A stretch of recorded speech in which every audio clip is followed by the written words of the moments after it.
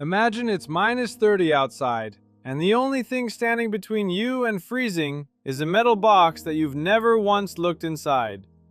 The heating suddenly stops. Are you able to fix it? Most homeowners treat their furnace like it's magic, but in reality it's pretty simple.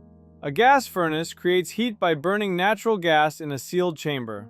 Yep, that's it. Everything else is just moving that heat into your house safely. When your home temperature drops below the set point, the thermostat sends an electrical signal to the furnace control board. It tells the system that someone's cold and it's time to get into action.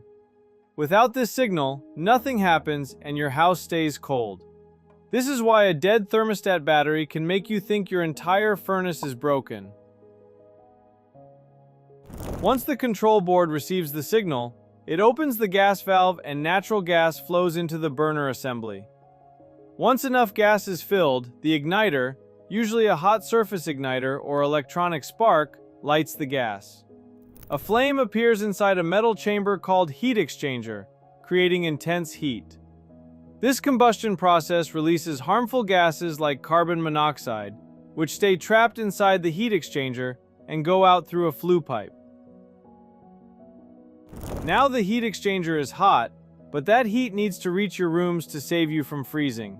This happens through a blower motor, which pulls cold air from your house and forces it over the outside of the heat exchanger. The air absorbs heat but never comes into contact with combustion gases. Once heated, the air flows through your ducts into every room. In Canada, the winters are brutal, which is why our heating systems don't get a break. But don't worry, most Canadian houses have high-efficiency gas furnaces installed, which convert up to 98% of the fuel into usable heat, making them reliable and affordable. Have you ever looked inside your gas furnace? Comment below.